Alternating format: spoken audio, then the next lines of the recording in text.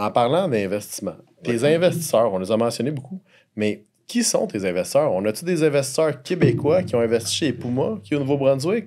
Oui. En fait, Puma, comme je disais, il existe depuis 2003.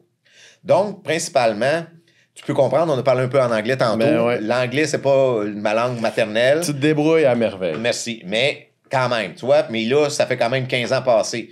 Fait que nous, quand on a commencé, c'est vraiment la grosse base, c'était québécoise. Donc, l'investisseur québécois qui était dans le milieu minier, il y avait des gens ici chez Canaccord à l'époque, M. Denis Amoroso, je sais pas si ça dit de quoi, Ça me dit quelque était chose, très actif dans le financement, il nous a beaucoup aidé. Il y avait Thierry Tremblay à l'époque, donc il y avait Dominique Richer présentement. Donc, il y avait quand même une grosse base parce que le monde, Société d'exploration québécoise, c'est réputé partout dans le monde. Et oui. Donc, il y avait ça déjà au départ.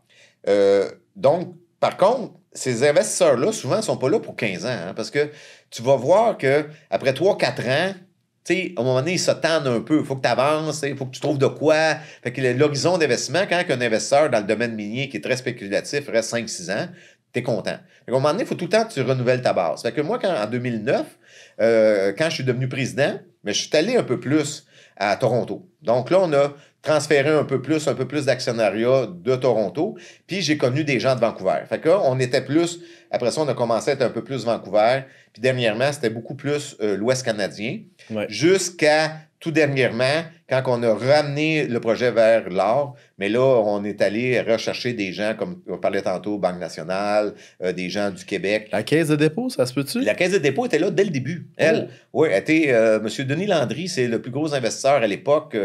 Je me rappelle des très bons dîners à Québec pour discuter de mines. Moi, ce que j'aimais beaucoup de Denis, c'était qu'il croyait en l'exploration.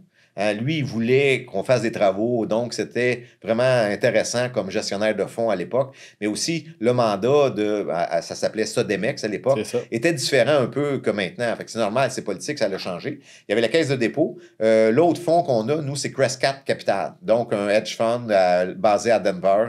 Un des experts qui travaille avec eux, c'est M. Quinton Henning.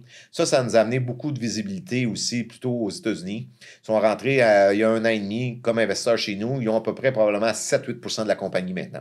Wow, okay. Donc, ils sont pesants. Ils ont acheté dans le marché primaire, donc ils ont fait partie d'un financement. Après ça, ils ont continué à acheter dans le marché secondaire pour soutenir le titre. C'était principalement ça. Puis j'ai un autre fonds présentement qui s'appelle Pléthora, Precious Metal Fund, pas loin d'Amsterdam. Donc, on est en Europe maintenant aussi. On est en Europe présentement. Puis moi, l'année passée, ce qu'on essaie de faire, c'est de développer une autre clientèle. C'est un peu pour ça qu'on fait des choses en français, parce qu'à un moment donné, on se rend compte, c'est bien le fun de parler en anglais à Toronto, à Vancouver, mais il y a une richesse à créer ici. Puis c'est le fun des choses comme vous faites. C'est pour ça qu'on est ici, de parler français, d'exprimer nos projets, puis de parler avec des gens là, facilement, un peu à l'amiable comme on fait.